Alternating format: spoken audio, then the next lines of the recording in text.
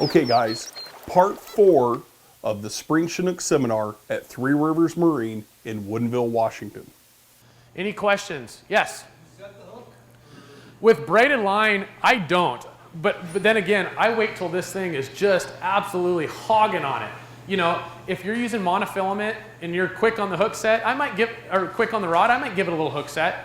But with braided line, and as long as I wait, okay, there's no reason to set the hook. That fish is on there. And we're using sticky sharp gamakatsu hooks or owner hooks. I don't, you know, I'm a firm believer in buy the best that you can afford to buy. Okay, we're spending $4.05 a gallon right now on gas. You got a nice boat, you got a nice pickup, you got hotel stays, you got all this. What's an extra 15 or 20 cents on a package of hooks? Buy the good stuff. So let the hooks do its job, let the line do its job, let the rod do its job. It's absorbing all that pressure. I want to see that fish splashing up on the surface before the rod's even out of the rod holder, because then I know it's on. Okay, question? So is rod angle crucial, or do you actually have them sticking straight out when you're playing fishing? Good question, good question. I had these bars made, and it has nothing to do with anchor fishing. It has everything to do with trolling herring, okay? So bow rods, okay, because I'm anchored up, my anchor's off the bow of the boat. I run what I call my side rods, which this would be considered a side rod. I run my side rod straight out, and I stagger my back ones. So you can see that this one's slightly angled, and I want a porcupine of rods coming out of my boat. Your odds of catching a fish with 5 lines out are a heck of a lot better than they are with 1 line out. So especially when I'm sitting on the anchor, if I could fit 12 people in my boat, I'd have 12 lines out, because you're gonna have more success that day. Absolutely are.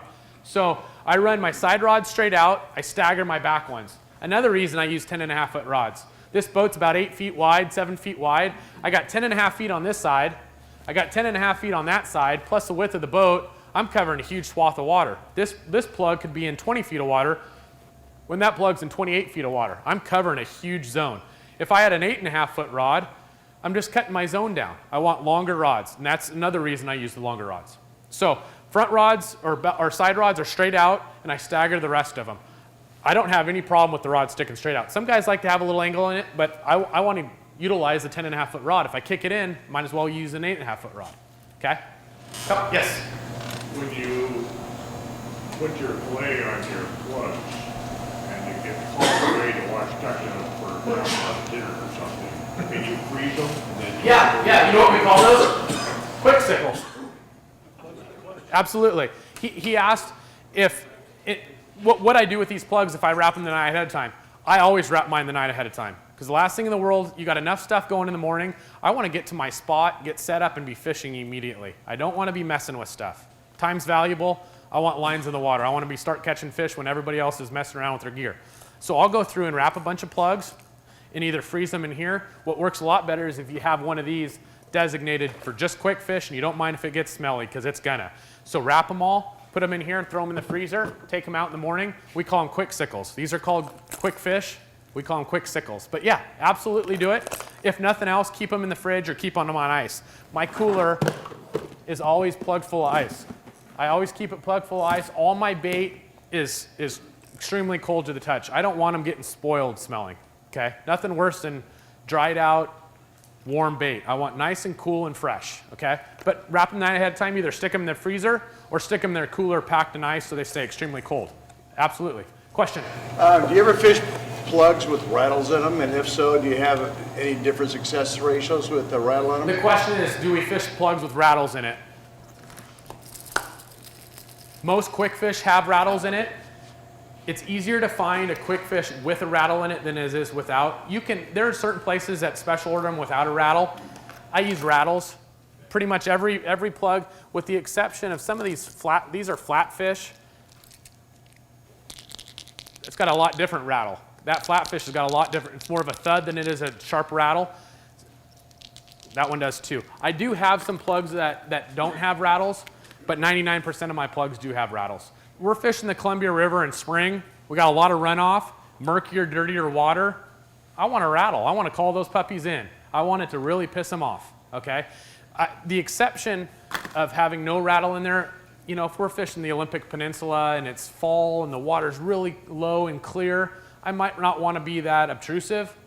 But in the Columbia in April, big flows, a lot of snow melt, a lot of rainfall, the water is not clear. I want a rattle. I want those fish getting really mad at those plugs. So yes, I use rattles. Question? Yeah. You went through it pretty quick at the end there. I didn't get a chance to ask you on the Sure. caption and the anchoring. Yeah. I didn't hear anything about anchoring etiquette and where you can anchor, how to fish. Very it good out. question. Yeah, you can make you can make friends and you can make some serious enemies. A lot of times if it's a busy area, we call it a hog line. And a hog line is when people are anchored side by side by side. And I don't have a problem with that whatsoever, because all you're doing is you're making a wall. Those fish have got to hit somebody's plugs, okay? Because they got a long ways to go around, in or out, to get around plug. But what I don't like is when my rod tip is hanging in somebody else's boat. That, to me, I got there first thing in the morning. I woke up early. I got to a spot that I want to be at, and a guy is going to come in 2 hours later that slept in and anchor right next to me. I don't like that, okay? I would rather have somebody next to me than I would directly below me. I want to be the first bait that it comes to, okay? I don't mind if a guy's 200 or 300 yards down below me.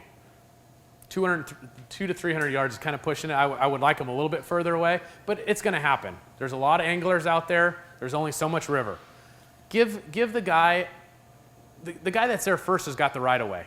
So go way below him or go above him. There's more etiquette in going above him than there is going below him, because he's got to go through yours before he gets to his, okay? So I don't mind a guy going next to me. Just give me plenty of room, okay? Don't be bumper boating.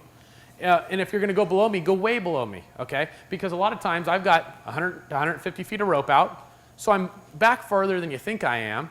If I hook a fish, by the time I get my anchor done, I'm going to start floating down. I got to do one of two things. I got to either motor around him or inside or outside of him. So give each other plenty of room, and I don't want to be in that guy's anchor rope, okay? I don't want a big 25-pound springer going and wrapping around some guy's anchor rope. That's going to make me really unhappy. I'm going to lose a nice fish, and I'm going to lose a good plug that swims well.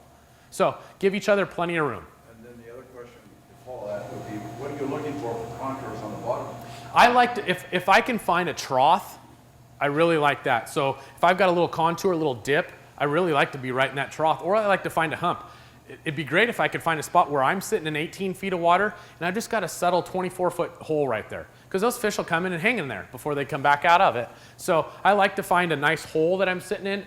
I don't want to go from 18 to 50 feet. I don't. Not for spring fish. They're pretty flat, pretty shallow runners.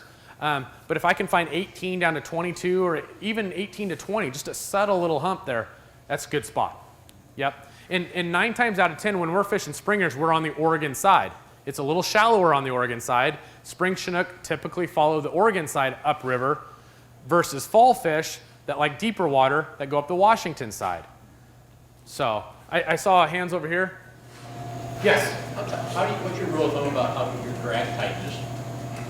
It kind of depended on whether I'm trolling herring or whether I'm fishing quick fish. On quick fish, I like it pretty darn firm, okay? I'm fishing 50-pound braid and 40 to 60-pound leader. I'm not worried about them snapping my leader. I want them to bury those hooks in their mouth, okay? So it'd be easier if I don't know poundage-wise. I don't take a scale and pull it out. I can show you by hand what I'm looking for.